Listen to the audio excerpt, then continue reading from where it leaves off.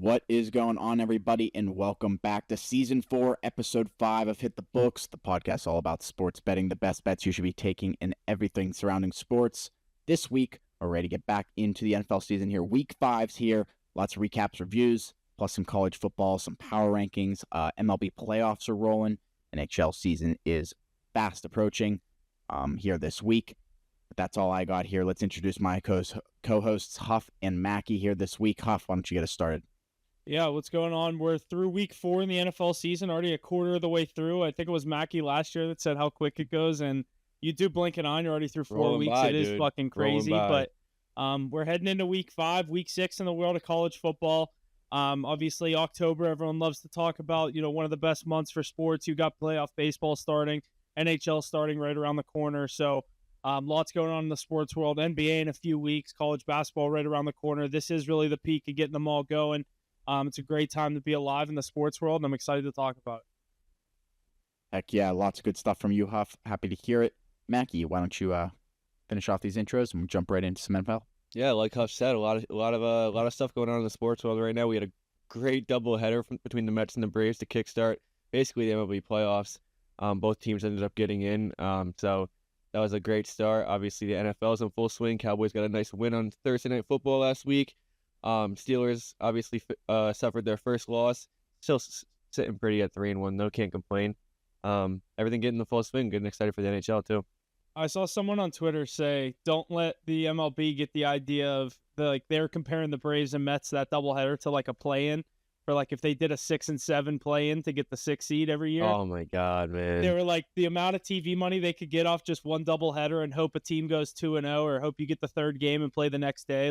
That'd be crazy. That might have been the best game in recent MLB history. That Mets game was insane. I remember texted you Nimmo with the kill shot, and it went to 6-3, and I'm like, holy fuck, I jinxed the fuck out of that. The kill Braves shot, are winning. yeah, until Albies. The Braves are winning. Albies walks up and does that, and then obviously Lindor did his thing. Yeah, he's unreal. Heck yeah, lots of good stuff here with the MLB playoffs approaching, but we are here for week 5 of the NFL. But first, a little recap of week 4. Like Mackie said, Cowboys getting a solid win here this week, 20-15 on Thursday Night Football. Dak with 2 touchdowns. Cowboys' 7th straight win over the Giants. Mackie, what do you think about the Cowboys' Thursday night performance this week? Yeah, not going to say... Came at a cost, though. You lost Came Micah. At a cost. Was going to say that. We lost Micah only probably for a week, though. Obviously, against the Steelers. You don't get to see TJ versus Micah. Oh, I thought it was a lot longer than that. No, we also have a bye week coming up, so it should just be 1 week. He's going to miss 2 weeks, yeah. D-Law was put on IR, so he's missing at least 4 weeks. So we have no pass rush for this Steelers and Justin Fields. I guess it's the best offense you can go against without a pass rush, but still going to hurt us for sure, especially with the defensive side of that ball. But yeah, I mean, can't complain about a win. Obviously, it wasn't pretty, but it's Thursday Night Football. It's a short week. You're on the road. It's a divisional matchup. So you're going to take what you can get. Dak had a pretty good game. Obviously, couldn't get that 3rd touchdown for me, but he had 2 first-half touchdowns and nice 20-15 win. So you'll take a divisional win at any point. Yeah, that was that was kind of the breakout. I hate to say breakout because everyone knows he's good. That was kind of the game I was expecting to see CeeDee Lamb the past 2 weeks. I said it was going to come whenever they played the Ravens. Obviously, he gets it in a divisional matchup. Got a team that he's done it against before. 100 yards and a touchdown, something like that. But they looked unstoppable in the first half. They cooled off. They relied on Aubrey. The craziest part was, him, I think arguably the best kicker in the NFL right now, and has the chance to cover the spread at the end. Dude, if any of us would have had Cowboys -5.5, that would have been one of the worst beats ever. You ever see that Buffalo Wild Wings commercial where they yes, I saw all those. McAfee was saying that on his show. Yeah. Vegas called, the spread was 5.5, they were up 5, and they said too much money is on Dallas. Yep. But yeah, Aubrey missed his first 50-yarder in his career, which is it's only a 2-year career, so it's short-lived. I was gonna say, and they also act like that kick was automatic. Yeah, he's a good kicker, but 51s are nowadays they look automatic because how good some of these kickers are, but 51 is nowhere near automatic. I could see if that was a 28-yarder and he duffed it. It's all right, there's something sketchy about this. But crazy thing is, 7 to 10 years ago, 51 yards, you're like, oh, I don't know if he's gonna make this. Now it might not even get there. Yeah, it's 51 yards 10 years ago. Kickers are built different now, but obviously still not an easy kick. Yeah, it's impressive what they're doing. But Mackie, you're exactly right. 10 years ago, you wouldn't even think 50 yards was possible. Dude, the guys in the domes now line up from 63, 64. They're like They're fucking hitting 60, them, further dude. out than they're that. they're like 65. It'll be a 64-yard field goal, and it'll clear the post by like 2 yards, and the guy will be like, that literally might have been good from 68, 67 yards.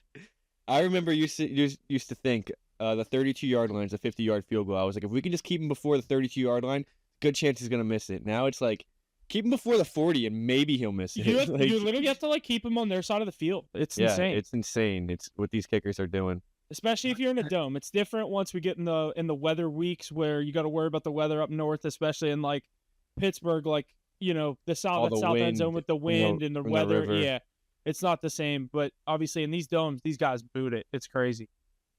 Yeah, definitely. Heck yeah. Well, let's move over here. Steelers getting their first loss of the season. Mackie said Colts winning 27-24 here. Joe Flacco relieving injured Anthony Richardson to help the Colts. Huff, what do you think about the Steelers' performance here this week on Sunday?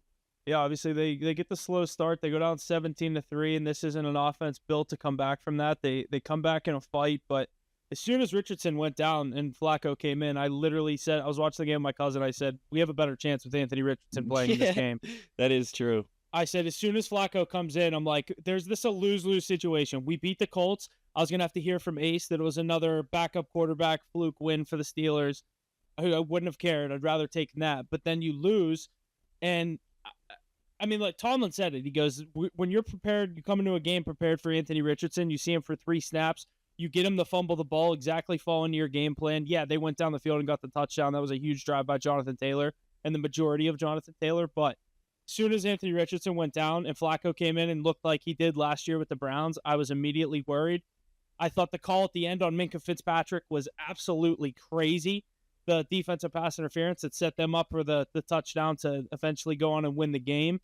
But, you know, Steelers are 3-1. They have a home game this week in the prime time at home.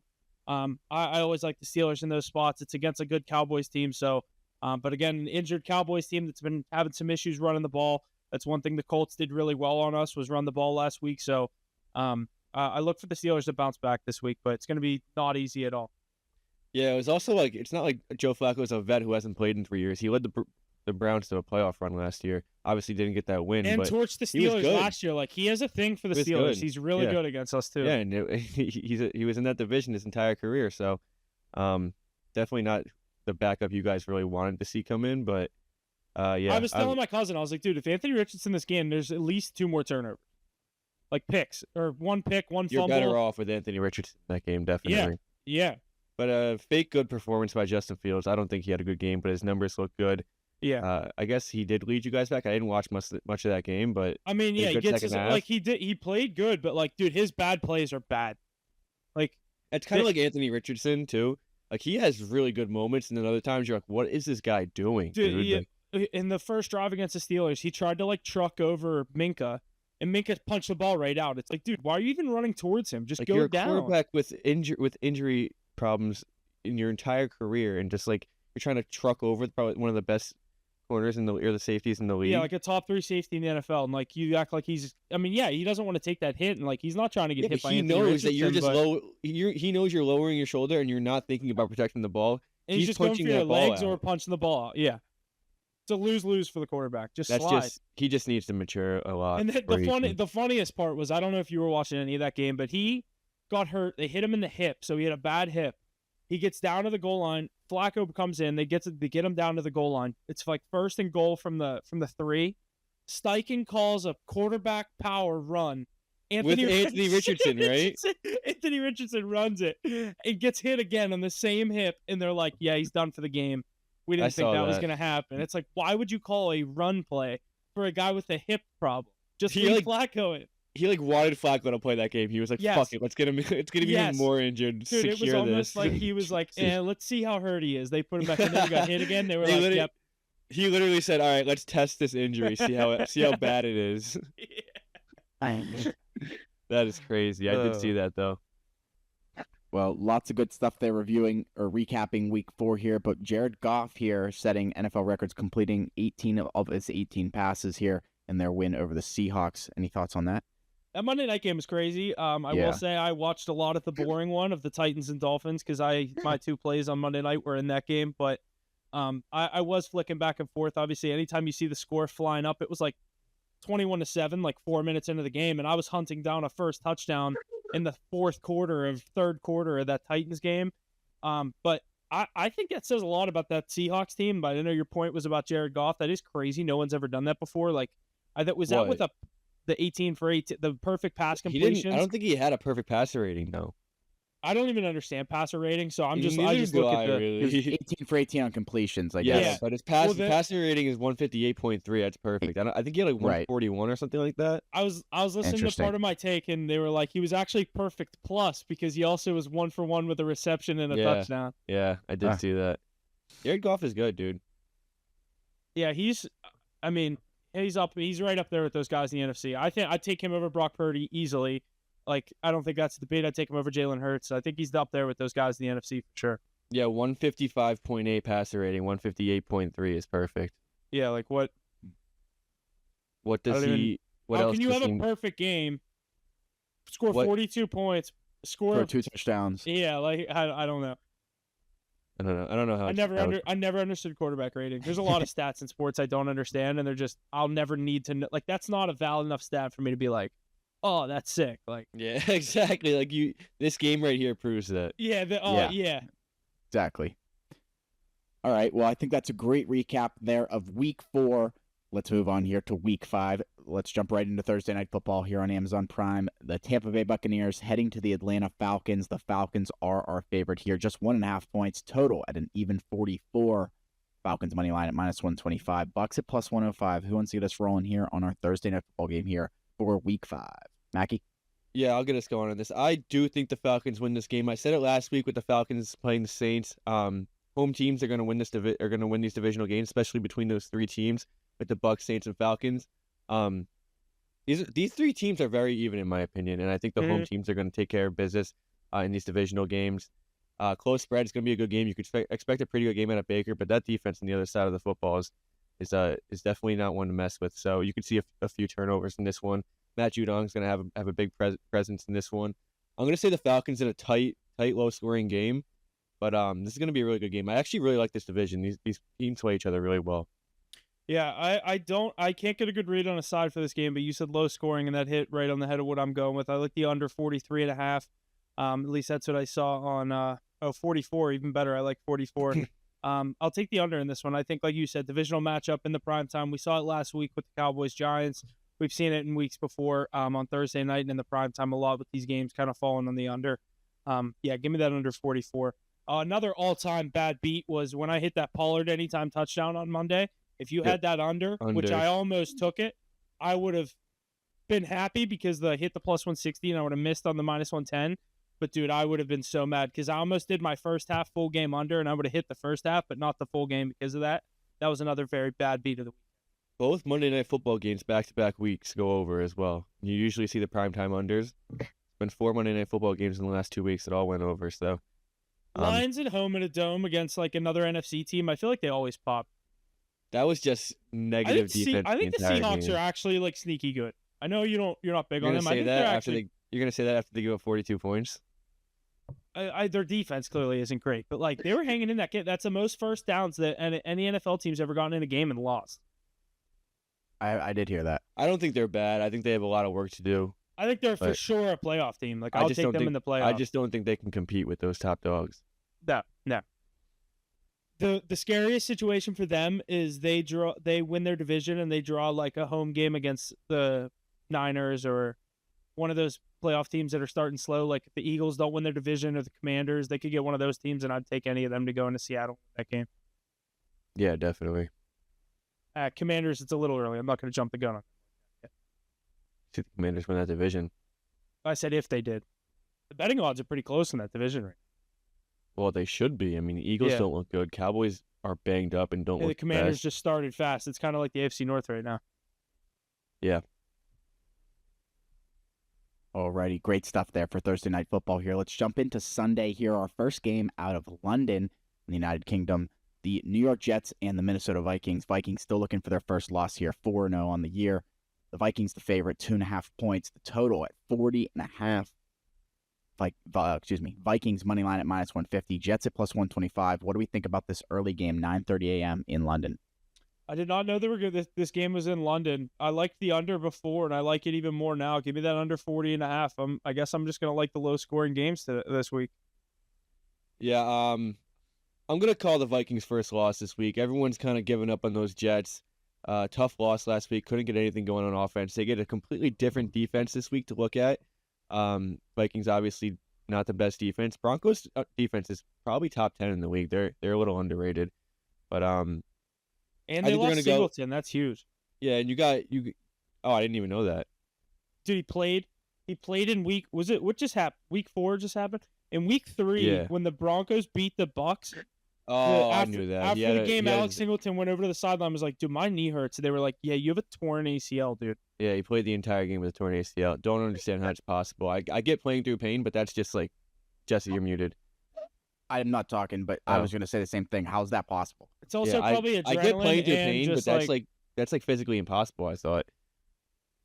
Like, I don't think your knee can move in that position when your ACL is torn. He might have got a... What's it called? Like a what do they call those shots? Yeah, they definitely shot him up real quick. But getting back to this game, I think the Jets kind of get back on track here. I think everyone's going to be overlooking them. Everyone's riding high in the Vikings. Guarantee you're going to see a shit ton of money on the Vikings, and you're getting Rodgers on the global stage. I think he shows out. It's going to be a really good game, really close game. Could see the under as well, but I think the Jets kind of figure this one out and pull it out. Yeah, Vikings are turning into obviously America's team, being the undefeated team. Obviously, a lot of people are down on the Chiefs. They just kind of sick of them. They get some new blood in the Vikings with a young quarterback. I'm going to call Sam Darnold young because he hasn't really done much yet. But 87% of the money is on the Vikings in this game. I do like the under, and I think the Jets win the game outright. But I like the under a little more. But seeing that kind of money, I'm right there with you, Mackie. Give me the Jets. Give me Aaron Rodgers. I'll take that. What's interesting is obviously we know the Devontae Adams news going around. Are the Jets going to get him? There's a lot of teams that are floating around. Devontae Adams said he wants to play with Aaron Rodgers or Derek Carr. He doesn't want to learn a new quarterback, doesn't want to deal with any of that bullshit.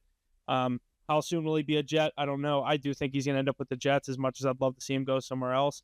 But I don't know. I think Jets handle business this week in London. If the Jets fall to 2-3, I could see them just jumping the gun and getting him going right after him. I could too. If they win this game, they'll wait another week. They're also kind of hoping like Garrett Wilson and Aaron Rodgers just figure it the fuck out. The problem is that Garrett Wilson is getting so much attention that's why Allen Lazard's having such a good year, but Allen Lazard isn't good enough to carry a Jets team. But then again, I mean, you know how many top receivers? Like Garrett Wilson's supposed to be a top 7 receiver in the league. All these top receivers are getting double teamed and they're making it work. Garrett Wilson just has to step it up. When he has Aaron Rodgers at quarterback, you got to find the separation. Even on the double team, just do what you need to do, get those yards. I get it. He's getting blanketed and he's got a lot of attention on him, but you know, so does Justin Jefferson, so does Tyreek Hill. These guys find ways. Tyreek not really this year, but you know, being a top receiver in the league, of not really having a quarterback right now. Also, yeah, that's true. But being a top receiver in the league, you got to find ways to just get open and get the ball in your hands. Orioles have bases loaded at the bottom. Yeah, they're doing business right now. I saw that. Alrighty, let's move into our 1:00 slate here on Sunday, starting with those Carolina Panthers heading to Chicago to visit the Bears. Chicago Bears, the favorite here with 4 points. The total at 42. Bears money line at -200. Panthers at +165. What do we think about this first 1:00 game? God, I hate taking the Bears, but I don't like this matchup at all. Yeah, this is definitely a game I'm not going to be betting, but for the sake of conversation, I think the Bears defense gets the job done. Panthers had a nice win 2 weeks ago, but we saw them a little more vividly last week against that Bengals team. Bengals getting their first win. Andy Dalton, not a bad game. Definitely more of a pass-heavy offense with Andy Dalton at the helm. But I'm gonna go with the Bears here, at least to get the job done. I don't like the -4. I'm definitely not gonna bet it, but I do think the Bears find a way to win that defense. Yeah, I couldn't agree more with this game. This will not be on my card. I do lean on the Bears. I mean, if I had to take a gun to my head in this game, I'd take the Bears -4. I think they handle business. But yeah, just because it's a home game. This might be shitty weather. Chicago, I feel like it's just going to be it seems like one of those shitty weather rain games in Chicago.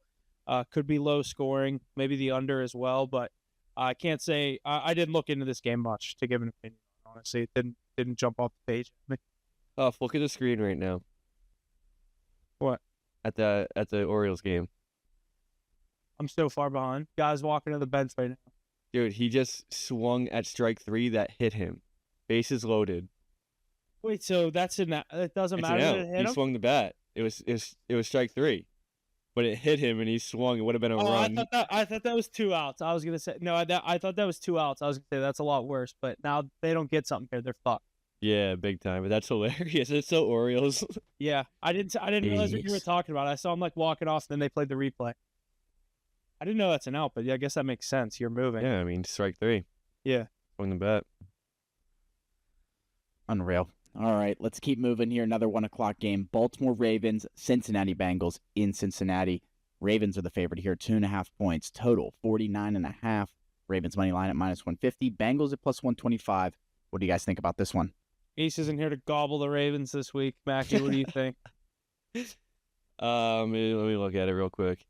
Yeah, this is like last year. I faded the Ravens every time. They won a lot of games. This is just a sketchy spot. You can't say it's not. I know it's divisional. I know it's in Cincinnati. I think the Bengals are such a good teaser opportunity here. It really is. But I mean, you can't say you can't see a Ravens 15-point win, 20-point win. Yes. I think the Bengals get the job done. I think it's divisional. I think they kind of are getting back on track. You could see a big Joe Burrow game. But I'm not going to be betting on them. I can't bet against this Ravens team. They've beaten me too much the last 2 years. Yeah, if this is the kind of game, I feel like if you don't bet the Ravens, don't bet it. But there's also going to be probably, again, a lot of money on the Ravens. Let me see what it is. There already is. There's early money on them. I believe that. The Ravens, the Vikings, the Cardinals are at +7 are getting heavy money. There was another team I forget. Yeah, 76% on Ravens -2.5, 84% on the money line. I can guarantee you, without even asking him, Ravens -2.5 will be on Ace's card. Yeah, I believe it. He loves these Ravens. I'm just letting the viewers know. He loves these Ravens. That's what he's for saying sure. right now. And he hits on them a good amount. I'm not going to knock him for it. I'm not joking. I know Aces are better, and I guarantee you the Ravens -2.5 will be on the card. And Henry made me some good bread on that first touchdown. But what's his anytime this week? -1. They don't even have him posted yet. I hate how they I wish they posted him on Wednesday, not Thursday. DK might have him when we check. We can keep going though. Hold on, Huff. What are you looking for? Henry. Derrick anytime Henry, touchdown. It's anytime. gonna be like -220 this week. It's gonna be like the McCaffrey that just keeps going down and down and down. Eventually, it's gonna be -300 each week. TD scores. Derrick Henry -185. It's because he's away. The next home game in Baltimore, it's gonna be like -200. He's the only guy that's minus. Chase Brown second at +125. He's the only one minus, and he's -185. In an over/under 49 game, he's the only one that's minus. I would take Lamar to run one in. I'm going to take Jamar. God, these Bengals piss me off. Yeah, another game I'm going to avoid probably betting, but I think the Bengals are a great teaser opportunity if you're a sicko, because this is going to be a scary one to watch and bet. At home, get him at +8.5. Are you kidding? Yeah. All righty, let's keep going here. Dolphins, Patriots, 2 teams, 1-3 here on this year. Ace not here to give his opinion, but Patriots are the favorite here, just 1 point. Total 36.5. Patriots -120 on the money line. Dolphins +100. This is the worst game of the favorite. week. I mean, I guess they're playing the Dolphins, but this is the worst game of the week by far. The two worst teams in the AFC. I mean, Jaguars are bad, but I don't think they're as bad as either of these teams. Their record's just bad. Lowest total. Yeah, this is a. I just guessed that over/under. I knew it was going to be 36. When I guessed it, I said 35. So I thought it was at 35.5 yesterday. I didn't give as much credit, but fuck it. Give me the Dolphins and give me the under. I'm not betting either of them. These games suck so far, dude.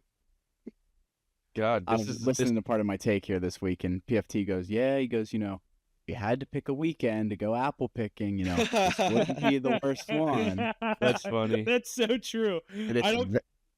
There's none of these games that are like Bills Texans is probably the game of the 1 o'clock. Bills Texans is a great one. Saints Chiefs Monday night's gonna be good too. Yeah. I'm gonna go with the under. This is another game. If you're betting, I don't have a play in this game. I cannot pick either one of these teams. That's what I'm saying. This is another game. If you're betting on this, you're just a gross fucking degenerate better. if you're betting a Am side. I gross for thinking the Patriots are going to win? I feel like the Dolphins are in shambles. Dude, don't bet this game. Oh, I'm not going to bet it, but I kind of think the Patriots are going to win. Ace, I'll shout him out. Give me the Patriots -1. This next one's decent. I guess I hate Cleveland, but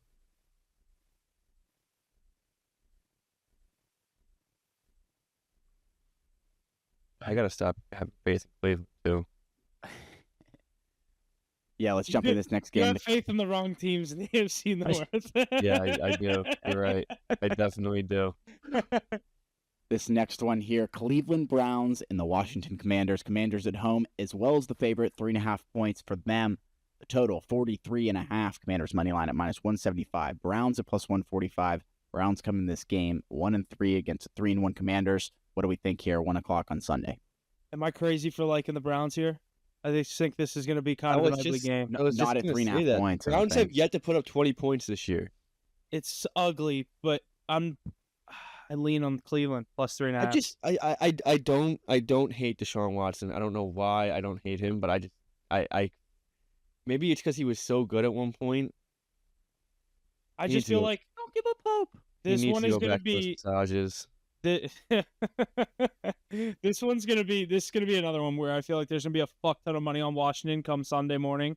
And Washington this line could be, is America's team now. Yeah, this line could be 4.5 come Sunday. I do love Jaden Daniels. This might be wait on this one, but I was gonna say I also like the Commanders. That I don't like. I like them enough in this game that I want to see them win this game because I fucking hate Cleveland. So. Put my bias aside, I lean on Cleveland +3.5. Probably not going to bet this one either. There's a couple spots I like this week. A lot of these games kind of suck. Yeah, this is a really bad week now looking at it. I'm going to go with the Commanders -3. I think the Commanders are a fringe playoff team this year. I want to see them against the Eagles and the Cowboys before I say that. But I don't know. I do kind of like this team, and I'm sick of the Browns. They just lost to the Raiders. Raiders sitting at 2-2. That's crazy. I just think this is such a letdown spot for them. Like, I think the Commanders, but my heart is telling me just go on the other side. The Browns are 1-3 against 3-1. So I see the Commanders at 4-1. Not really. This is like a spot, though, where you're like, all right, Jaden Daniels is that good. He beat Vegas. Because there's going to be a lot of money on the Commanders. So on the Commanders, yeah. So there's going to be a spot where you're like, okay, he's just, He's actually that good. He's still a rookie. Or you're going to be like, all right, well, he's doing things by himself. Like, he is legit. And Robinson's been really good. Eckler's been a nice piece there. Their defense is average to below average, but they held the Cardinals to 14 points last week. Not sure what that's worth, but we'll see this weekend at home. They have a nice home game here against Cleveland, but yeah, I don't think the Cardinals are overrated anymore. I think they always do that to start the year. Yeah. Oh, dude, before the year, I'm not going to say everyone, but a few of my boys were really high on them, and I was like, I don't know, it's still the Cardinals. I think the Ace is pretty high on them, too. Maybe I was one of them. They're just one of those teams. I kind of like the Cardinals. Gotta wait for Call of Duty to come out. Well, he didn't wait this year. True. He started watching the trailers when they came out. Yeah. Got a little excited too quick. Too much like early gameplay stuff that he was able to get access to. Yeah, they probably send him he probably already has the game. Oh, yeah, he definitely does. Or he got invited to an event to go play it or something. Dude, do you remember that in his contract? They tried to put it in his contract. That's arguably one of the craziest clauses in a sports contract. No, that is the craziest clause in any sports. But they pulled it. But that was still. But like the fact that it was on there it was even conversation is hilarious. I would love to see like the craziest. Because it came down to like a point where Kyler's agent was like, "No, we want X amount." They were like, "We'll give you Y," and they were like, "All right, well, we'll come to X, but he's got to stop with the Call of Duty shit every year." They were like, "Deal, fuck it, we don't care what you put in this." It's funny because it's the NFL and you think like this is all like fake, but this is like real shit. Like that's definitely a real problem. Something he really wants. Yeah. Like, oh shit. What are you gonna do, right? But another 1 o'clock game here. The Indianapolis Colts 2-2 on the year, heading to Jacksonville to see the Jaguars. The Jaguars are the favorite here. 3 points for them. Total at 46. Jaguars money line at -155. Colts at +130. How are the Jags favored? Colts are scary with Flacco. Sorry, Lawrence has lost 11 straight games. Yeah. Colts are scary with Flacco. This could be a trap spot. Yeah, I kind of my heart, Mackie. What do you think? I feel like this is a weird line that's telling me to take Jacksonville. I don't even know if it's a. I don't know, dude. It opened at -1 and now it's -3. I'm gonna have like 2 plays this week. This is all bullshit. I don't like this week at all. This is a week where Vegas cleans up. Yeah. But they needed it. They catch the degenerates that really want to bet on every game, and all these games are like weird as fuck results. Yeah. I'm gonna tease the Colts up to 9. There you go. I think you're safe with that. No way they get blown out. Jacksonville can't even put up points. Yeah. No, I think that's safe. I like that more than Jacksonville -3. That definitely seems like a trap game. Get off this shitty game. Yeah, let's keep moving here. One of the more upper games of the week here. Another 1 o'clock one, last 1 o'clock one. Buffalo Bills heading to Houston to see the Texans here. Bills the favorite, just 1 point for them. Total 47.5. Bills, money line, -120. Texans at +100. And what are you guys thinking about this one here? I like Houston in this match. Possibly not a possible under. I'm big on Houston too. I want to see Josh Allen win or beat a team that's actually credible this season before I can actually hop on his bandwagon. He did the turnover thing last week, and that was his first good team he was playing against. Obviously, first 3 weeks he looked like MVP Josh Allen, but he was playing a bunch of college teams. I'm gonna wait to see him do it against a good team before I can actually put money on this guy. But I wouldn't be surprised if the Bills came out on top. Texans are kind of struggling this year, even though what are they 2-2? Yeah, 0-4 against the spread. They're 3-1. Both these teams are 3-1, and Texans are 0-4 against the spread. Texans are a sketchy 3-1. Yeah. But I like the Texans here. I think they handle business at home. I think this is a big game for C.J. Stroud. You get that, like you said, this is another big matchup for the Bills coming into this one, going on the road. I think this is the Texans. I mean, who have the Texans played so far? They beat the Colts 29-27 in week 1. Yeah, week 2 was the Bears. They won. Week 3 was the Vikings. They lost. Week 4 was the Jags. So they have 0 credible wins. They probably should have lost last week too. So this is a big game for both of these teams. Give me the home team and a pick 'em. I like the Texans to come out on top. Yeah, I think both these teams are a bit overrated, but I'm gonna go with the Texans. I'll go with the home team here. I think C.J. Stroud is baller too, so see him do his thing. Yeah. Alrighty, lots of good stuff out of the 1 o'clock slate here for week 5. Let's jump into our 4 o'clock games here. Starting out, Las Vegas Raiders, Denver Broncos, 2-2 teams in Denver, Mile High, 2.5 points for those Broncos. 36 is our total. Broncos money line at +140, Raiders at +115. What do we think about our first 4 o'clock game here? Dude, there really are like no good games this week. This is one of my favorite picks of the week. I like the Broncos. I think they're playing good football. I think obviously they're coming off 2 huge underdog wins. It's weird to see them as a favorite going up against another. I think the Broncos are a sneaky decent 2-2. Like you said, they have a good defense. They haven't been able, obviously last week's negative passing yards at halftime their offense is what it is, young with growing pains, but I like them at home here in a divisional spot. I'm going to take the home team here. I know I usually say take the divisional underdog. I don't love this Raiders team. They had a big, obviously, I think the Ravens lost that game more than the Raiders won it. I look at the Raiders as a 1-3 team, and who was the Raiders' other win against? Cleveland. Another team. Cleveland should have won that at the end. Raiders are a couple snaps away from being 0-4. I look more at that Cleveland game as a credible win more than the Baltimore one, just because I feel like Baltimore lost that. I like the Broncos here, -2.5. Do you agree? I don't like the Broncos as a favorite. What I do like is a team total under on the Raiders. I think the Broncos defense has stepped up big time. Obviously, there's a lot of weather conditions last week at MetLife. It was pouring rain, but they held the Jets to 9 points, got a nice win on the road. And I think this Raiders offense, especially with Trouble in Paradise with Devontae Adams, don't really have much going for them right now.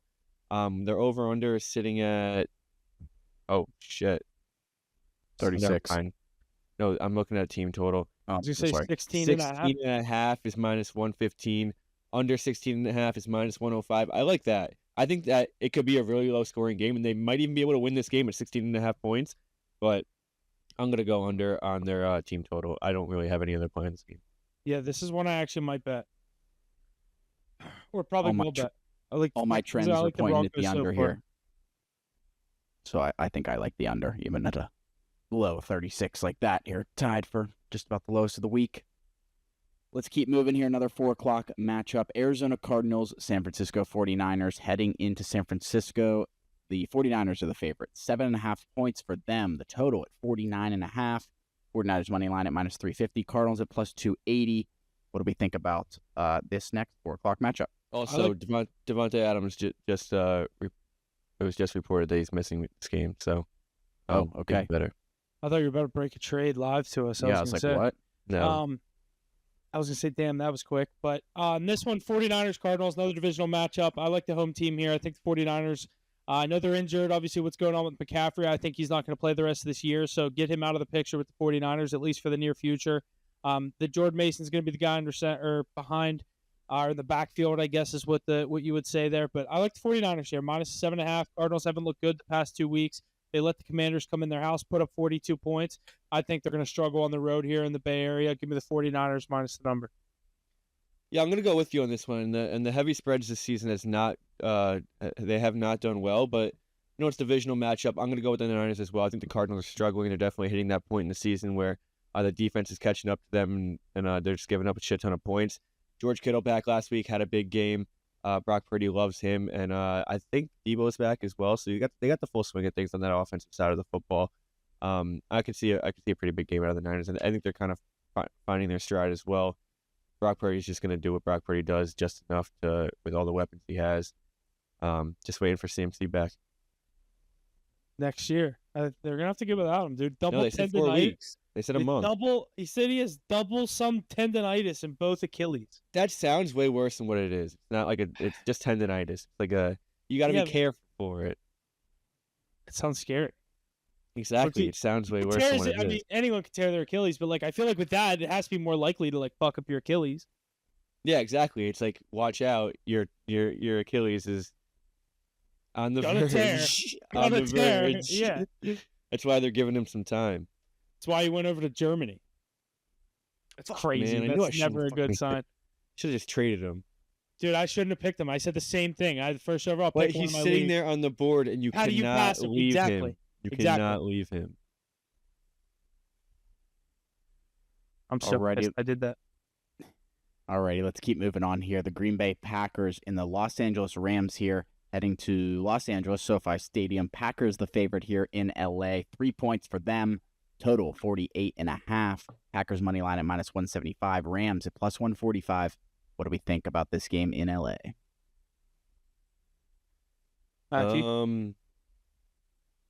Is there no Monday Night Football? Oh, it's the Cowboys.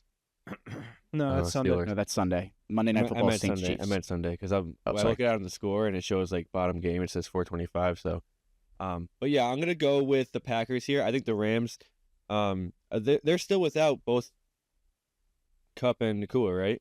Yeah. Yeah, Matthew Stafford's having a tough time. I know he's a really good quarterback, and still have Kyron Williams, who's a touchdown machine in that backfield. But they had a tough time last week putting up points against a pretty good defense. I know the Packers don't really have a great defense, but Jordan Love with another week under his belt, you can see him getting the swing of things. They have all the weapons up there. That offense gets going. Rams on the other side of the ball don't have a great defense either. Could see a higher scoring game. I know it's sitting at 48.5. Don't love it. If you want to tease it down, I think it's a great opportunity. But I'm going to go with the Packers here to get back in the swing of things. Jordan Love get his first win of the season. Yeah, I agree. I like the Packers for basically everything you said. I just don't see Jordan Love losing 3 starts. I know there was an injury gap in the middle of there, and he played a hell of a game in that game 1. But I look at the Packers to come in and handle business here. This is a little coaching rivalry from LaFleur and McVay. Obviously, these guys know each other very well. Rams are very injured. Packers, kind of a different situation, like you said. A lot of the expectations. They're sitting at 2-2. This is a game I feel like the Packers need to win, and I think they'll handle business and go into SoFi and get a win. I will say, though, I said Jordan Love is in the same situation Trevor Lawrence was in last year. Got an overwhelming win in the playoffs. Got one overwhelming win in the playoffs. Had a great end to his last season. One overwhelming win in the playoffs. Shit the bed the next year because expectations were too high. I'm not going to jump the gun saying he's shitting the bed, but he is starting pretty slow. Sitting at 0-2 on the season while Malik Willis is 2-0. Just something to look out for. If he loses this game, you definitely could keep your eye on. Yeah. Alrighty, our final 4 o'clock matchup here. New York Giants heading to Seattle for the Seattle Seahawks. The Seahawks the favorite here, 6 points in their favor. 43.5 the total. Seahawks money line at minus 275. Giants plus 220. This is a game that I really like the under. What do you guys think? I'm pretty sure the Giants are 4-0 against the spread. Don't fact check me. No, they didn't cover against the Commanders. But never mind. They didn't cover against the Vikings either. But they've been playing pretty good games as of late. They're playing, they played good against that Commanders team, who's looked to be pretty good. Is Malik Neighbors playing this game? I didn't think he was questionable to be out. He had a concussion. Yeah, he did? I know he got injured at the end of that game, but I thought it was just kind of keeping him out of the game because it was like the last. I mean, I guess it was a close game. I don't know. I didn't see anything on fantasy. fantasy. Didn't see anything. Oh, he does say questionable. Malik Neighbors won't practice Wednesday. That's the last report. That's huge. Today's Wednesday. That is basically their own. Yeah, that is basically I didn't want to cut off your reason, but I'm like, that's the only thing that matters. If the Giants is he playing? No, yeah, 100%. That's basically their entire offense.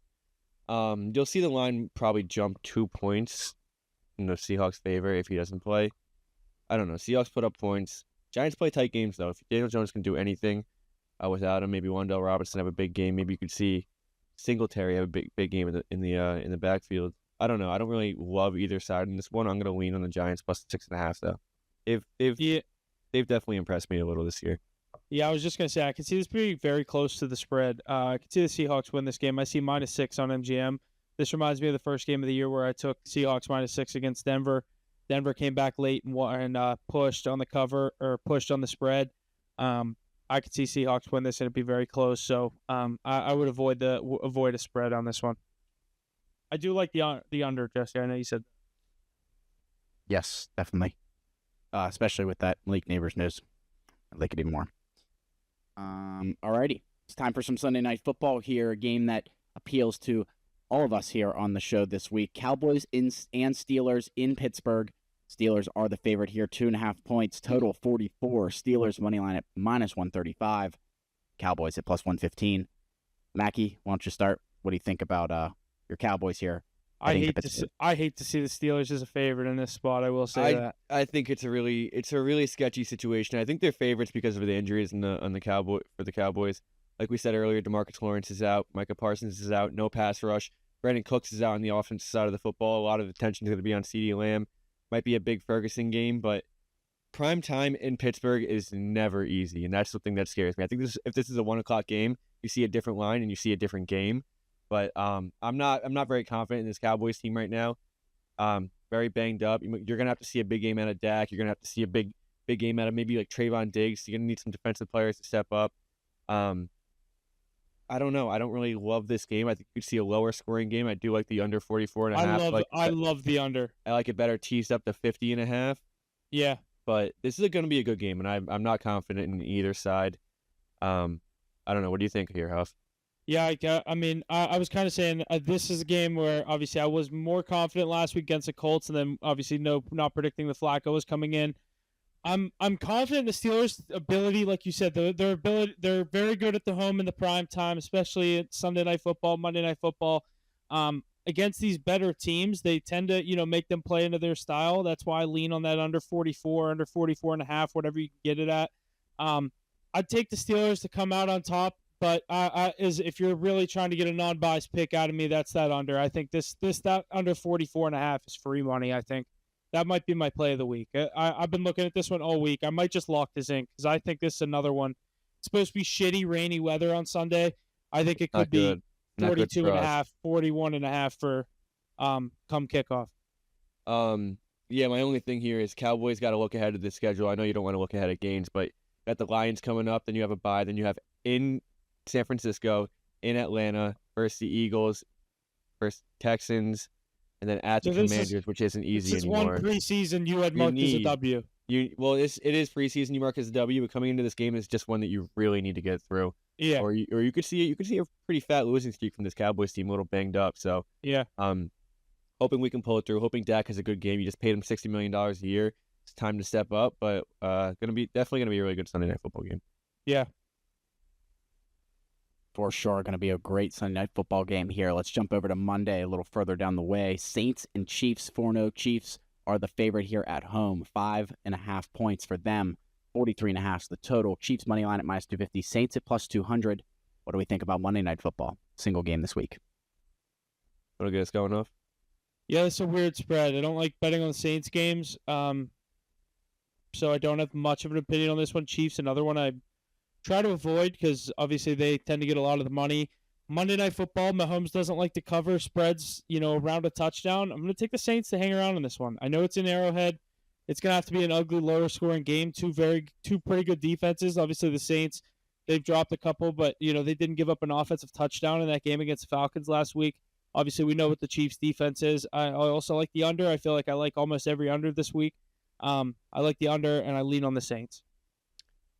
Yeah, I feel like you're going to see a lot of money on the Saints. I'm not really sure how it's coming in right now. But Chiefs have been playing close games all year. Spread's moving. I saw it at 5 a few days ago. Now it's at 5.5. I don't know. The spread I see is 50-50 on the money, 51-49 to the Chiefs on the spread.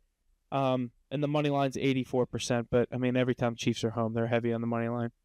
Yeah, I don't know. It's going to be another good game. I don't really have a great read on this one right now. I like the Saints to keep it close. I like that defense to play well against the limited weapons over there in Kansas City right now. But obviously having Mahomes, you never really want to count him out to figure something out. Yeah, not a good guy to bet against. So I'm leaning Saints plus the 5.5 points right now, but definitely not a confident play as of right now. Yeah, I like the under. Alrighty, boys, lots of good stuff there. Let's jump into our power rankings here. Coming into Week 5 for the NFL. Number 5, we have the Tampa Bay Buccaneers. Number 4, the Houston Texans. Number 3, the Detroit Lions. Number 2, the Minnesota Vikings. And number 1, the Kansas City Chiefs. At the top of our list yet again. What do you guys think about these power rankings here heading into Week 5 before we jump over to some college football? I hate doing these power rankings this early on because, I don't think Tampa Bay's a top 5 team in this league. I know you guys are bigger on them than I am. The injuries they have, and they're still playing very good football. A loss to Denver at home. I think Denver's a little bit better than most people do as well, though. Texans as well. You said they're a sketchy 3-1, 0-4 against the spread. They're not necessarily blowing anyone out. Haven't played any crazy team. The one that they did, they got blown out. Lions. I think they're Lions, Vikings, and Chiefs are top 3 teams in the NFL right now, though.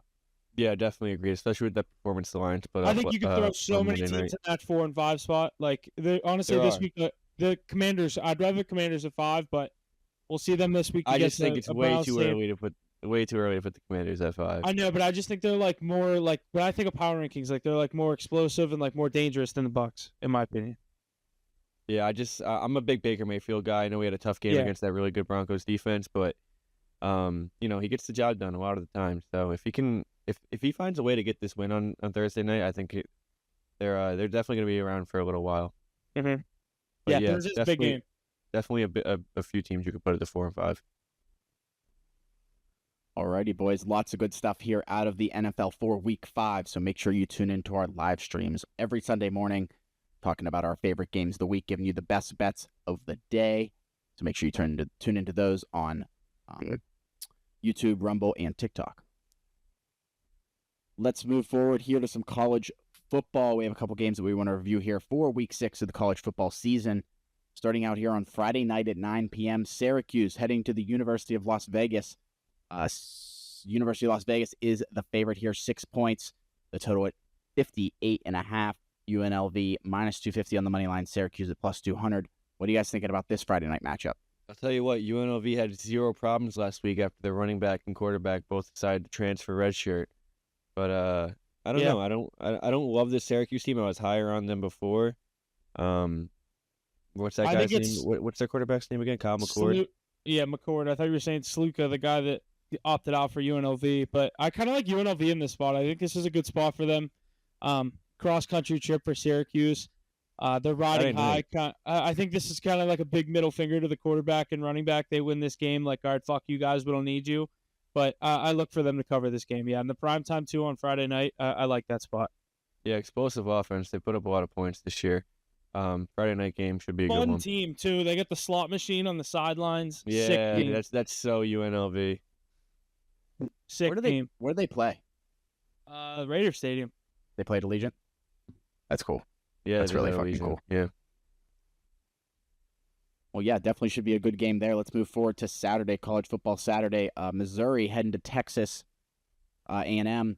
Here, Texas A&M is the favorite, 2.5 points for them, 48.5 the total. Texas A&M money line at -135. Missouri at +110, a little closer here in the odds. What are we thinking for this Saturday noon matchup? I like this Missouri team. I'm big on. What'd you say? I like this Missouri team. Are you on A&M here? I'm big on this A&M team, and I kind of stayed off of them after week 1 I because don't get Notre good Dame. reads on them. Yeah, but we were big on Notre Dame in that first game, and then I went against them again. I just can't get a good – or no, then I bet on them, and they didn't cover or something. I forget what it was, what game. I can't get a good read on this A&M team, so take that for what it's worth. I do like this Missouri team, though. Yeah, I had A&M for 2 units week 1 against Notre Dame, and obviously their offense did not go into play. The quarterback, I forget his name, but he didn't play very well. That's what it was. We had A&M against Notre Dame.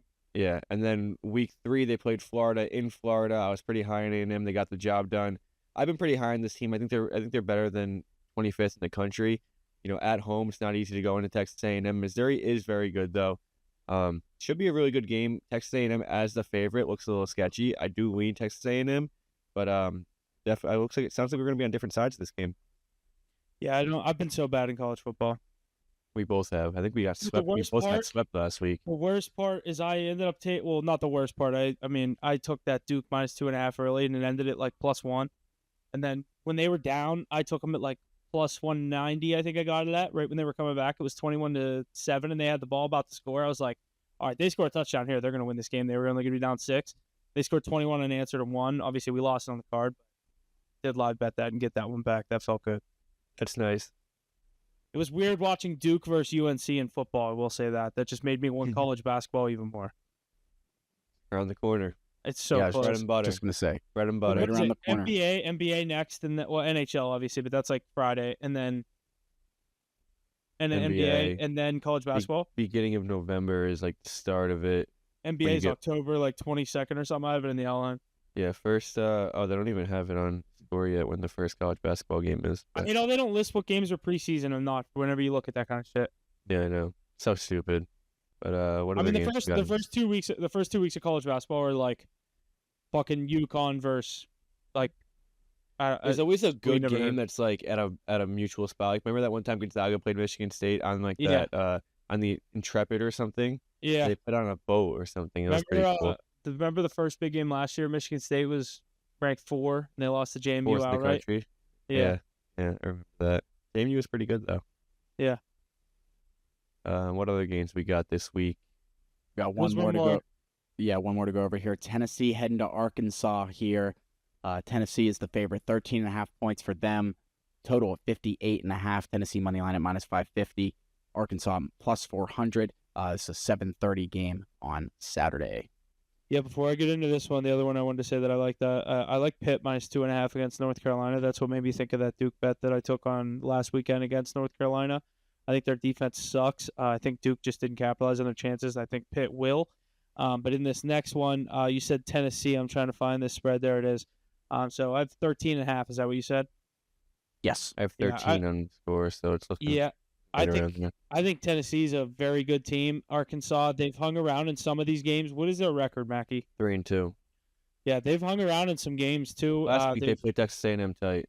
Yeah, they've looked pretty decent. I wouldn't be surprised if they hang around this game. Give me Tennessee and like a nail bite on the spread. Like I don't think they're gonna kill them, but I think they'll cover the number. I like this Tennessee team. They went into. I know Oklahoma has their problems, but they went into Oklahoma 2 weeks ago. Or what was that last week? No, it was 2 weeks ago. Played really well. Obviously, the spread was never really a problem, and I guess Oklahoma put up some points late to make it kind of respectable, but Tennessee's pretty damn good. Yeah. Another game I was looking at is Ole Miss at South Carolina. I think Ole Miss is a top 5 team in the country. I know they lost last week. Kentucky's also sneaky Kentucky's good, dude. They lost by 1 point to Georgia, too. But Ole Miss knows that they have to start murdering teams. I know there's 12-team playoff. They're sitting at 12th right now. But they can't really slack anymore. I know Jackson Dart's probably top 4 quarterback in college football. I think they kind of step on South Carolina's next week and come in at 9 points. Like that. Alrighty, lots of good stuff out of the college football world here for Week 6. But it is time. The NHL season is here, and it starts shortly. It's really confusing me. because starts Friday and then like all the home game. The games in Friday, did you know that Nashville and Tampa Bay have a preseason game on next Monday? Yeah, so there's two regular season games on Friday, and then the actual season starts on Tuesday. And our game on Friday is considered preseason? Yeah. There's a game in Prague that's it's on Friday. It's during the preseason, but it counts for the regular season. I assume that's this 1:00 game, New Jersey at Buffalo? Yeah. On Friday, it is New Jersey at Buffalo, yes. But it's obviously in Prague, so it's not at Buffalo. Because if you go to the BetMGM NHL tab in the regular season, it says 10-4 Devils Sabres, and then 10-8 Blues Kraken is the next game listed. Gotcha. Well, Devils Sabres play again on Saturday at 10 a.m. So that's another. They just don't have both games listed right now. Right. But yeah, it's two game thing they got going on. So unless you're a Devils or a Sabres fan, your season starts on Tuesday. Yeah. Right. Or Wednesday, technically. I don't think Penguins or Rangers play Tuesday. We both play each other on Wednesday. Yeah, we play each other on Wednesday. Cowboys, Steelers, and then Penguins, Rangers. That's actually crazy. Pens home opener. Let's get it going. Let's get it going. Alrighty. So let's go through some of these odds to see, our preseason takes to see who will win each division and then who will win the Stanley Cup. Let me jump into these divisions here. Why don't we start out with the Atlantic Division here? The Panthers are leading the pack here at plus 225. Maple Leafs at plus 270. Bruins at plus 500. Lightning at plus 500. Red Wings at plus 1100 to round out that top five. What do we think about the Atlantic Division this year? I think the Panthers defend there. Yeah, I think the plus 230 is kind of crazy, but it is NHL, and you can see the Leafs kind of. Leafs win the division. Panthers little brother them in the playoffs again. I don't even think the Panthers. I think they'll have 110 points this year. I'm gonna go with the Panthers win division. Yeah, I agree. I might take that. I didn't realize, dude. They're plus 225. That's crazy. I have plus 230 on DraftKings. But yeah, I'm gonna go with the Panthers there. Ace would say Bruins great value plus 500. Yeah, they're just not at that. They're not a goalie right now. What's he gonna do? Is he gonna play? I saw Biz tweeted. Reports are telling me they're sending Swayman to Ottawa for Olmark.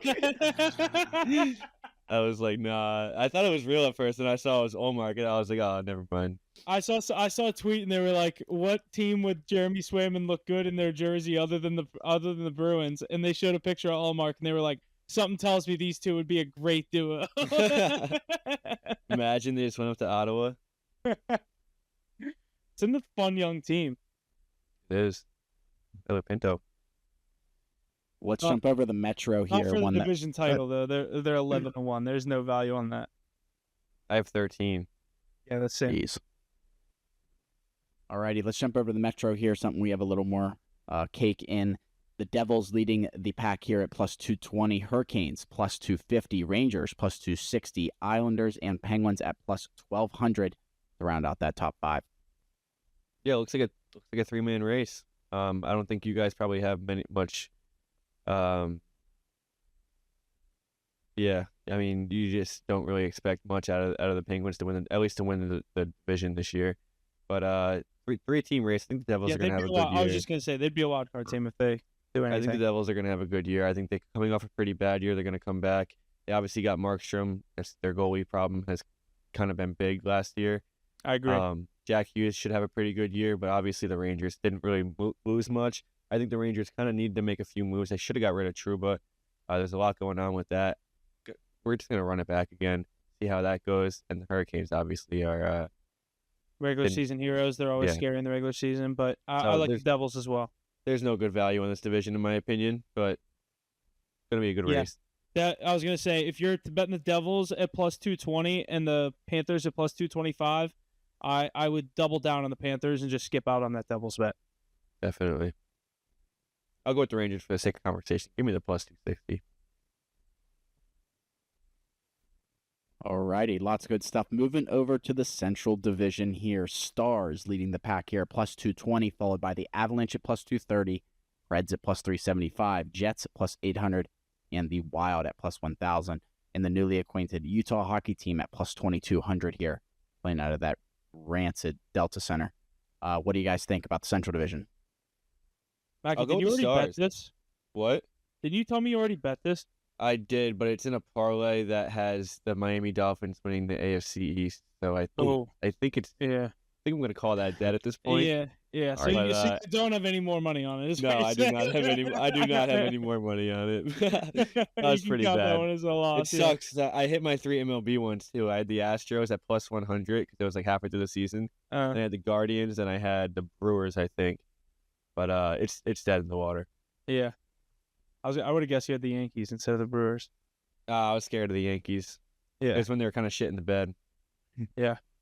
That's what Baltimore's turning into, regular season merchants, and they just like get it. I mean, but they're not that good. They haven't won the division yet. Have they? Did they win last year? With the Orioles? Yeah. Yeah, I think so.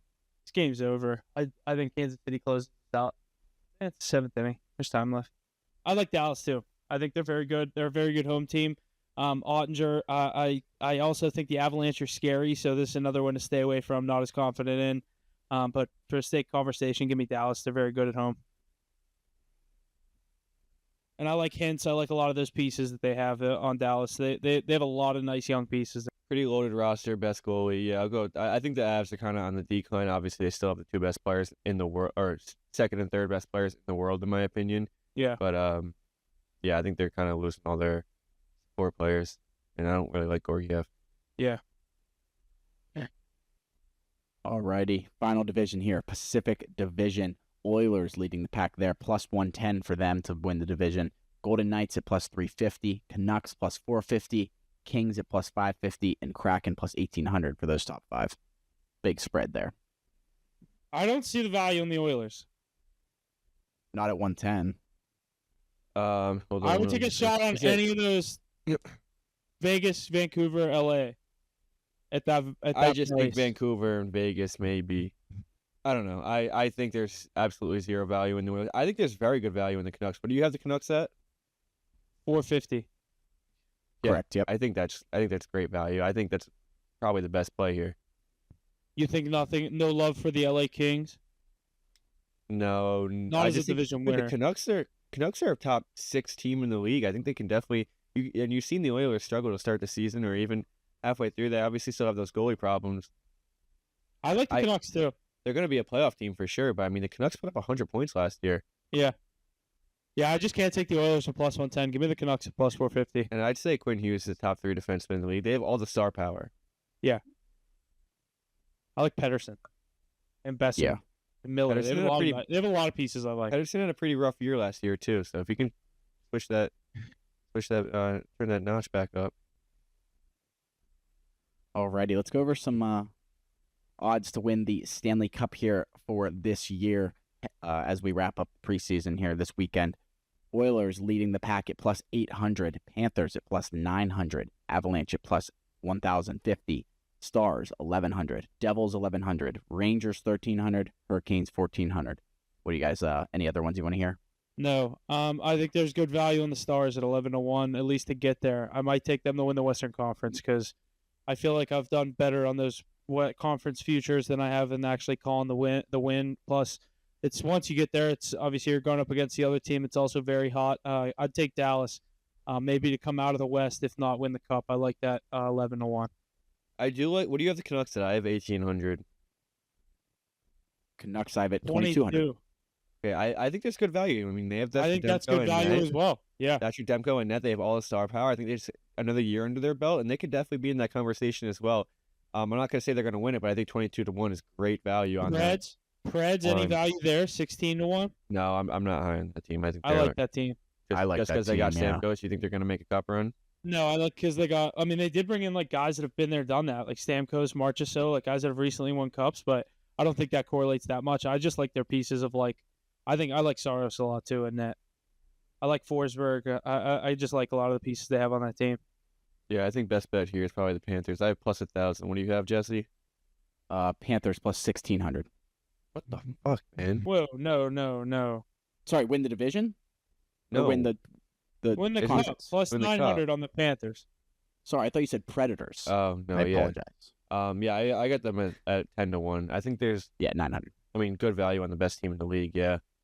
So hard to repeat. Yeah, exactly. That's the only problem. But they are a team that could do it. Panthers or Canucks. I'm gonna go here for the value. That'd be a crazy cup final. Another really far one. Them in Edmonton. Them in Vancouver. Yeah, seriously. They love that travel for sure.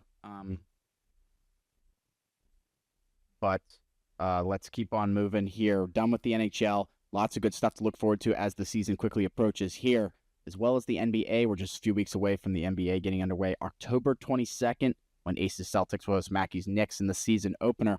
Make sure to stay tuned for our NBA preview coming in 2 weeks here. With that, we are right in the beginning of the MLB postseason. Playoffs are underway. We're recording this on Wednesday, but we have seen the Mets, Padres, and Royals take a 1-0 series lead.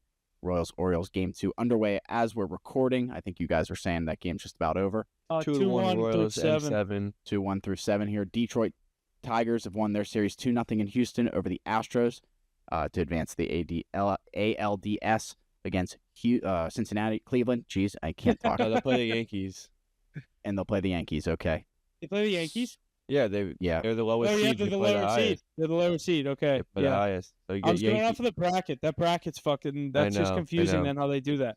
But Detroit is the lowest seed, so they'll automatically play the Yankees. That's gonna be a pretty good series. I thought that's how it was. Biggest threat to the Yankees, in my opinion.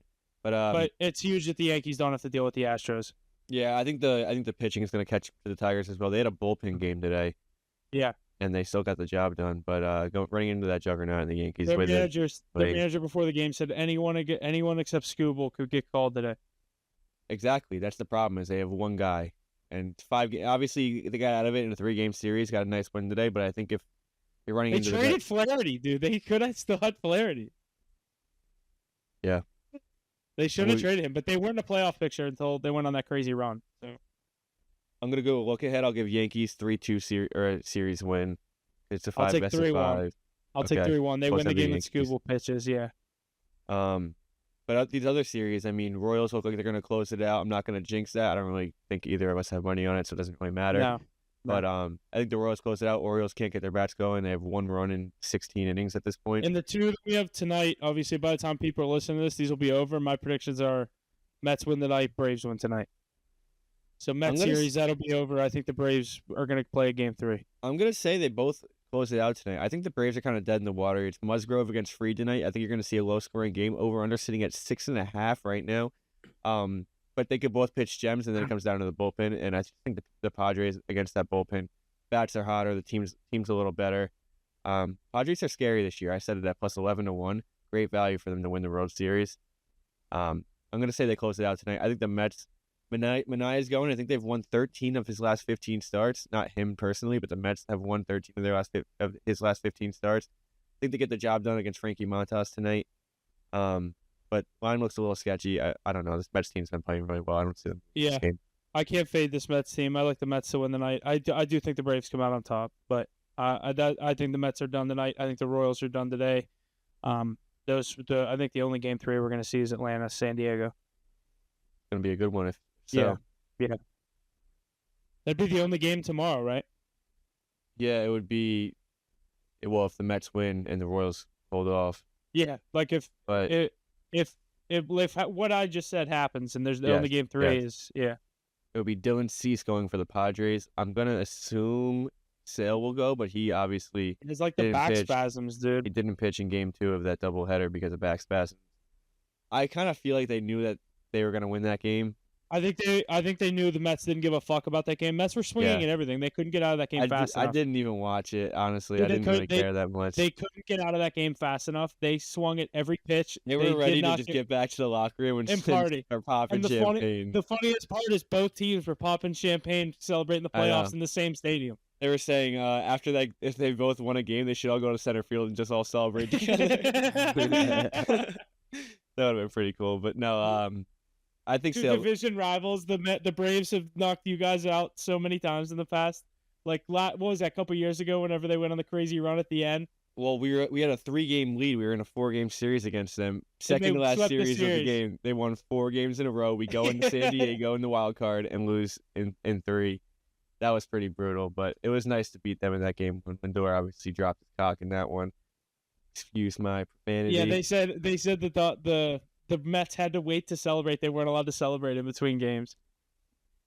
Yeah, they said you're not really just let them celebrate and been like, dude, can we just send like our B team out there? But then that's like they're like, you're just automatically letting the Braves in the playoffs. Dude, the Braves were like minus 600 to win that game at start the game at one point. Yeah, dude. When Sale was still going, they were like minus 600. Because they knew the Mets, dude. If you were to watch it, the Mets could not get out of that game fast enough. They just did not care. Even though it's a rivalry, they were just like, I don't give a fuck. We're looking ahead. And once the Braves took a lead, they kind of just like started just like chilling too, and they knew the Mets didn't give a fuck. It was funny. That had to be a hard day to be a Diamondbacks fan. Diamondbacks were sitting there like, why are they not giving a shit? Yeah. It's like, dude, if it ends right now, they're both in. Like, it's like that playoff game when it was Raiders-Chargers, and the Raiders wanted to be assholes and kick the field goal instead of where if they would have tied. That was only because what the fuck? Chargers called a timeout. Brandon Staley calls a timeout, and he's like, "All right, fuck you. We're gonna kick the field goal now. We were gonna let the clock run." That was I was the Diamondbacks in that scenario. That was the Steelers sitting there looking on the way out if that game would have tied. Yeah, and you guys Steelers got made lucky that playoffs. Got to go to Kansas City. We got really lucky as a 14-point underdog. I saw going into the doubleheader that the Braves were minus 900 to make the playoffs, and the Mets were minus 500, and the Diamondbacks sitting there like plus 300 to get into the playoffs. I was gonna say, I was watching expected it, and they all were like all their betting analysts. They had the one guy, I forget his name, like Fortenbaugh or something. They had him on, and he goes, "If I had to bet one thing today, it would be whoever wins this first game, just slam the second team to win this game." He goes, "They are not gonna care." And he goes, "This is the worst day to be an Arizona Diamondbacks fan." He goes, "If I'm a Diamondbacks fan, I'm not watching these games because they're going to be the hardest thing to watch. Because, like I said, whoever wins that first one, don't even watch the second one." The first one was so good, but it literally did not matter at all. Like that could have went either way, and they're still in the same situation. And the Mets would have won the second game. Like they weren't gonna. No team was gonna sweep that. Yeah, I agree. The only reason that there was the bad blood with it was because they were division rivals, and like someone could have been like, "Fuck you, you're done." You know, Lindor's home run was, I guess they have like their ratings of like chance to win the World Series. That was the highest single hit that raised their chances to win the World Series in the last like 50 years. It raised it by like 1.8%. And the second highest hit was Ozzie Albies bases clearing triple. It was like 1.2%. The reason that I feel like the Mets didn't give a fuck is they knew they had to play a wild card game the next day on the road. It was that too. They also we need to get the fuck out of here. I also think they'd rather play the Brewers than the Padres. So they're like, all right, we'll take the 6th seed. We'll go to Milwaukee. Yeah, you guys can go deal with that juggernaut team over there in San Diego. Yeah. But yeah, good MLB. And I would be scared. Dude, I want to see Mets Dodgers so bad. I mean, chances are you're going to see it. I'm not going to say. I don't want to speak too soon because obviously the Mets can lose the next 2 days. But you'll have to listen to Ace. Just send you the Japanese flag emoji for a week. I might leave the group chat for a week. He's not even a Dodgers fan. He just hops on the damn bandwagon. Same with the Ravens. Dude. Patriots have a bad year. Oh, I'm a Ravens fan now. I don't want to hear it, Ace. He likes the Niners too. I wish he was here. Be going at him.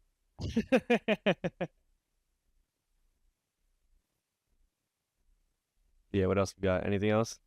No, that's about it here for this week, boys. Lots of good stuff as we go into college football week 6, NFL week 5, NHL regular season starting up here, NBA right around the corner, and MLB playoffs. But that's all we got this week. Make sure to tune into our live stream Sunday morning, 9:30 to 10 Eastern. Reviewing all our favorite NFL games for the day, giving you our best bets, as well as releasing our picks on Instagram and Twitter. But that's all I got here this week. Anything else, Dad? Well, that's going to do it for us. Make sure you stay tuned to the social media. MLB plays. You guys are 1-0 in the MLB playoffs. Looking to keep that rolling. Looks like these underdogs keep cashing. Tigers obviously get another win today. Royals the same, but yeah, make sure you stay tuned to the social media. NFL Week 5 coming out. Thanks for listening. We'll see you guys next week. Let's go, Mets.